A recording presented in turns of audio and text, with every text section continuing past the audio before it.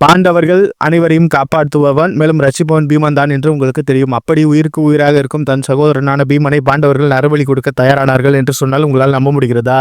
ஆம், ஒரு அரக்கனிடமிருந்து ஊர் மக்களை காப்பாற்றுவதற்காகவும் மேலும் அவனை அதிக்க வேண்டும் என்பதற்காகவும் பீமனை பலியிட தயாரானார்கள் பாண்டவர்களும் அவரது அன்னையான குந்தி தேவியும். அந்த அரக்கன் யார், அவனிடம் ஊர் மக்கள் எப்படி சிக்கினார்கள் என்பதனை இப்பதிவில் விரிவாக காண்போம். அந்த அரக்கனிடமிருந்து பீமன் எப்படி தப்பித்தான், பீமன் அவனை எப்படி வதம் செய்தான் என்பதையும் சேர்த்து காண்போம். நண்பர்களே, வாருங்கள். வாழ்க வளமுடன். அனைவருக்கும் தமிழ் வணக்கம். கிங் டிராகன் யூடியூப் சேனல் வாயிலாக உங்கள் அனைவரையும் சந்திப்பதில் மிக்க மகிழ்ச்சி. இந்த பதிவில் பீமனுக்கும் நரமாமிசம் உண்ணும் ஒரு கொடிய அரக்கனுக்கும் நடந்த ஒரு கடும் யுத்தத்தை பற்றியும் கோர யுத்தத்தை பற்றியும் இப்பதிவில் விரிவாக காண்போம். வாருங்கள். நீங்கள் இப்பொழுதுதான் என் சேனலை பார்க்கிறீர்கள் என்றால் தயவுசெய்து சப்ஸ்கிரைப் செய்யுங்கள். அப்படியே கூட இருக்கும் பெல் பட்டனை பிரஸ் செய்யுங்கள். அப்பொழுதுதான் நான் வெளியிடும் பதிவுகள் அனைத்தும் உங்களுக்கு உடனடியாக வந்து சேரும். வாருங்கள்.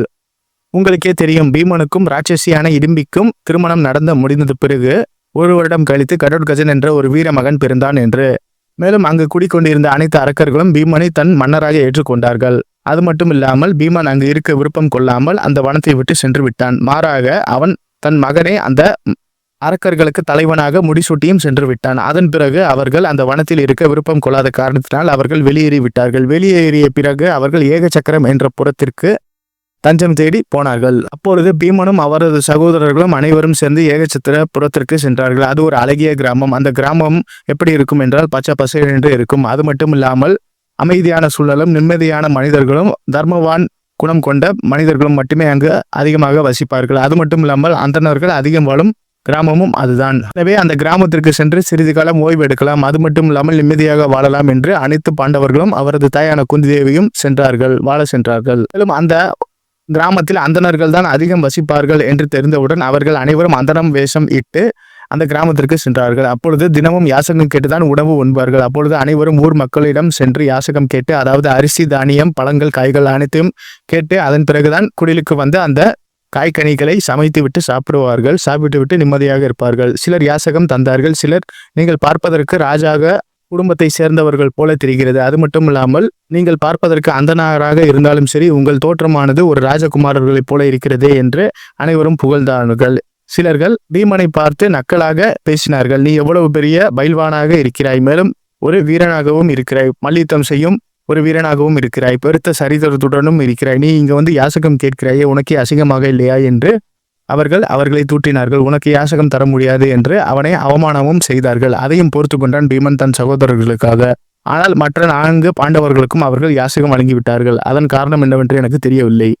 ஏனென்றால் பீமன் பார்ப்பதற்கு துறை காக்கும் எல்லை சாமி போன் இருக்கிறான். அதன் காரணமாகவே அவன் யாசகம் கேட்பது இவர்களுக்கே இழிவாக இருக்கிறது. அதன் காரணமாக இப்படி கோகித்து கொண்டார்கள். இப்படியே நாட்கள் அனைத்தும் உருண்டு சென்றது. அவர்கள் ஒரு இடத்தில் தங்கினார்கள். அவர்கள் நிம்மதியாக வாழ வேண்டும் என்பதற்காகவே தங்களின் அடையாளத்தை மாற்றிக்கொண்டு அந்தணம் வேடம் இட்டு ஒரு அந்தணர் குடிசைக்கே தங்கிவிட்டார்கள். இந்த அந்தணர் யார் என்றால் அவர் சிறந்த தர்ம சிந்தனை உடையவர்கள். யார் என்ன கேட்டாலும் இல்லை என்று சொல்ல மாட்டார்கள். அனைவருக்கும் அன்னதானம் வழங்குபவர், தர்ம சிந்தனை உடையவர், தன்னால் முடிந்த உதவியை அனைவருக்கும் செய்பவர், கிட்டத்தட்ட அந்த ஊரின் ஒரு மன்னர் போலவே. அப்பொழுது அந்த அந்தணர் அறிந்து கொண்டார், இந்த அனைத்து பாண்டவர்களும், அதாவது இந்த 5 பேரும் அவரது அன்னையான ஒரு அன்னையும் அனைத்தும் பாண்டவர்களும் அவரது அன்னையான குந்தி தேவியும் என்று உண்மையை அறிந்து கொண்டார்கள். ஆனால் அவர்களிடம் சென்று உண்மை கூறிக்கொள்ளாமல் உங்களுக்கு நான் உதவி செய்கிறேன் என்று அவர்களின் இல்லத்திலே அவர்களை தங்க வைத்தார்கள். தங்கி உபசரித்து அனைத்து விதமான செயல்களையும் செய்தார்கள். கிட்டத்தட்ட உணவு வழங்குவது, ஆடை அணிகலன்களை வழங்குவது, மேலும் அவர்களுக்கு வேண்டிய உதவிகளை செய்வது என்று. ஆனால்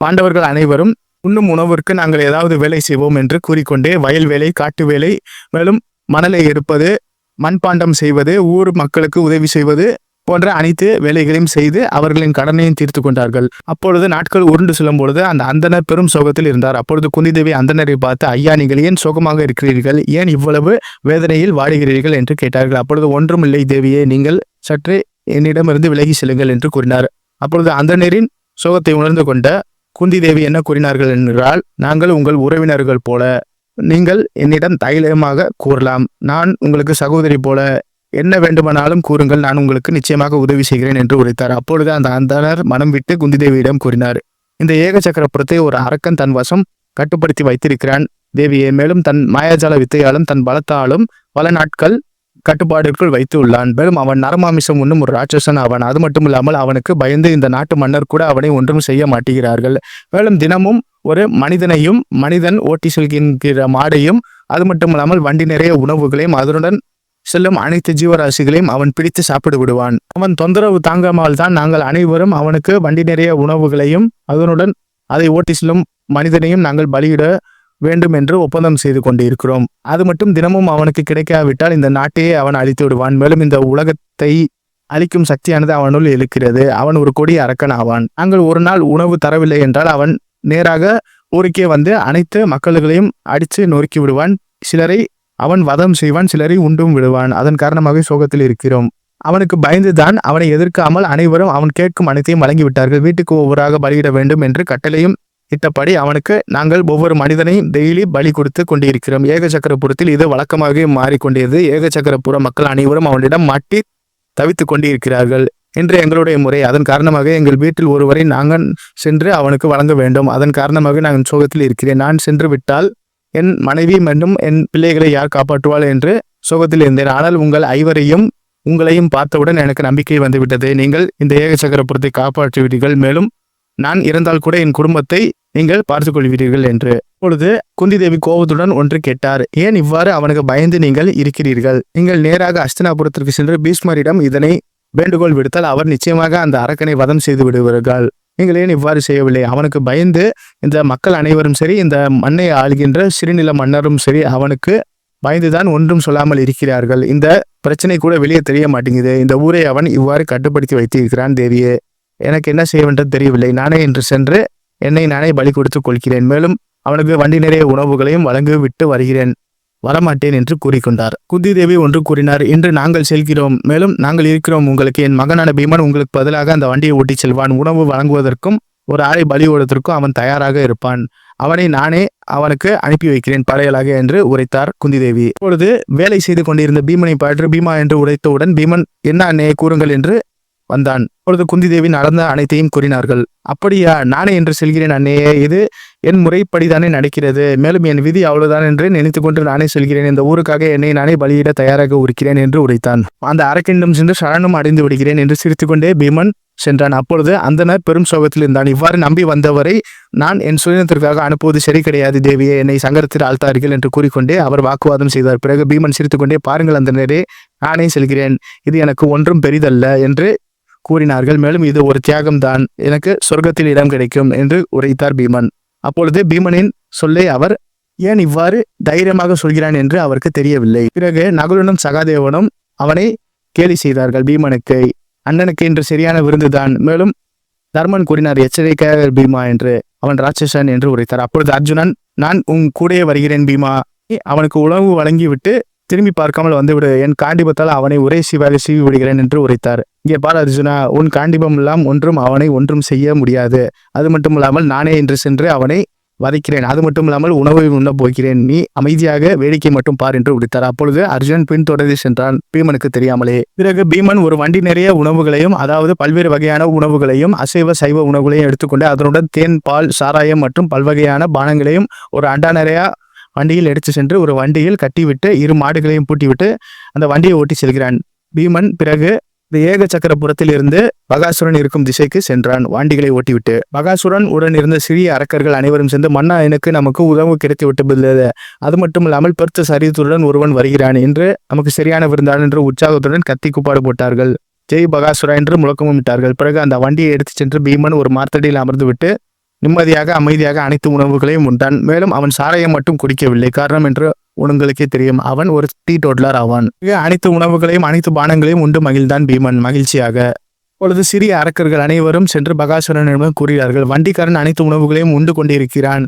நீங்கள் வந்து தடுக்கவில்லை என்றால் அனைத்து உணவுகளையும் அவனை தின்று விடுவான் என்று போல் இருக்கிறது மன்னா, நீங்கள் சீக்கிரமாக வாருங்கள் என்று கூறினான். அப்பொழுது பகாசுரன் கோபம் கொண்டு தன் கதையை எடுத்துக்கொண்டு பீமன் இருக்கும் திசைக்கு நோக்கி சென்றான்.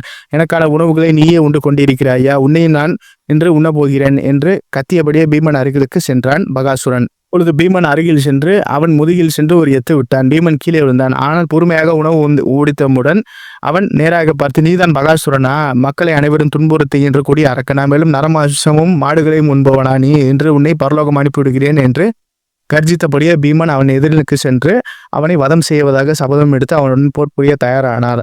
ஆனால் ராட்சசனாக இருந்தாலும் சரி, எவ்வளவு பெரிய அரக்கனாக இருந்தாலும் சரி, மக்களை மிரட்டி உணவு உண்கிறாய், சரி போகட்டும் என்று மன்னித்து விடலாம். ஆனால் மாடுகளையும் சேர்த்து மனிதனையும் சேர்த்து உண்கிறாய், நீ எவ்வளவு பெரிய பாதகம், உன்னை நான் வதைத்தே திருவன் என்று வண்டியிலிருந்து இறங்கிய பீமன் அவனிடம் போர் புரிய தயாராக இருந்தான். மேலும் ஒரு அடி வாங்கிய பீமன் பிறகு என்ன செய்தார் என்றால், தன் கோபத்துடன் தன் காலை ஓங்கி அவன் நெஞ்சில் ஒரே ஓங்கி எத்து விட்டார். அவன் கீழே இருந்தான். பிறகு இருவருக்கும் போரானது துவங்கியது. அனைத்து பகாசுரனும் சேர்ந்து அனைத்து அரக்கர்களும் பீமனுடன் போர் புரிந்தார்கள். அனைத்து அரக்கர்களையும் வதம் செய்தான். பிறகு பீமனுக்கும் பகாசுரனுக்கும் கொடிய சண்டையானது நடந்தது. இருப்பினும் பகாசுரன் எவ்வளவு பெரிய அரக்கன் என்றால், வருமனான உடம்பு, மேலும் மலை போல உயரமான இருப்பவன், கண்கள் இரண்டும் சிவந்தபடி இருப்பவன், வாயில் புலால் வாசனை, அது மட்டும் இல்லாமல் நரமாமிசம் உண்ணும் அரக்கன் எவ்வளவு கொடூரமாக இருப்பான் என்று நீங்களே சிந்தித்து பாருங்கள். அவ்வளவுதான், பீமனுக்கும் பகாசுரனுக்கும் போர் தொடங்கியது. ஆனால் பீமன் பார்ப்பதற்கு சத்திரியகுமாரன் போலவும் மேலும் பெரும் பைல்வான் போலவும், அது மட்டும் இல்லாமல் கட்டுக்கோப்பான உடம்புகளை வைத்த ராஜா போலவும் இருந்தான். அதாவது பிசிக்கல் ஃபிட்னஸில் இருக்கும் ஒரு மனிதன் போல அவன் கட்டுக்கோப்பாக அவன் உடம்பை வைத்திருந்தான். பிறகு இருவருக்கும் போரானது தொடங்கியது. 6 அடி மனுஷனுக்கும் 60 அடி ராட்சசனுக்கும் போரானது தொடங்கியது. பிறகு இருவரும் அனைவரும் சேர்ந்து தடுத்து கொண்டு போர் புரிந்தார்களா. அனைவரும் சேர்ந்து தடுக்க முயற்சி செய்தார்கள். அனைத்து அரக்கர்களையும் வதம் செய்துவிட்டு அவனுடன் போர் செய்தான். இருவரும் மாறி மாறி தாக்கி கொண்டார்கள், அடித்து கொண்டார்கள், கீறி கொண்டார்கள். உடம்பில் இரத்த காயமானது பெருக்கெடுத்து ஓடியது. ஆனால் பீமனுக்கு ஒன்று நேரவில்லை. ஆனால் பகாசுரன் உடம்பில் தான் காயம் அதிகமாக இருந்தது. ஆனால் சளைக்காமல் போர் புரிந்து கொண்டிருந்ததால் பீமன் பெரும் கோபம் கொண்டான். மேலும் அவன் என்ன செய்தான் என்றால், அருகில் உள்ள மரத்தை பிடுங்கி அவனை சரமாரியாக தாக்கினான். பிறகு சரமாரியாக தாக்கியதன் போறாமல் அவன் உடம்பை நார்நாக கிழித்தெழுந்தான். அவன் பாகங்கள் அனைத்தும் சிதறிவிட்டது வெளியே. மனிதர்களை இவ்வாறு வதம் செய்பவனை நார்நாராக கிழிக்க வேண்டும் என்று கோபித்து கொண்டு பீமனை அவனை துண்டு துண்டாக வெட்டி எரித்தான். அவன் உடம்பை அள்ளி போட்டு கொண்டு அந்த வண்டியில் அவனை கட்டி போட்டு ஊர் மக்களுக்கு சென்று அவன் அதை கீழே போட்டான். அப்பொழுது பகாசுரன் இறந்து விட்டான் என்ற செய்தி ஊர் மக்கள் அனைவருக்கும் எட்டியது.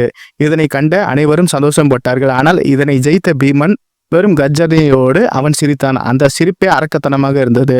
அரக்கனுடன் போர் செய்ய வேண்டும் என்பதால் அரக்கத்தனமாகவே மாறிவிட்டான் பீமன்.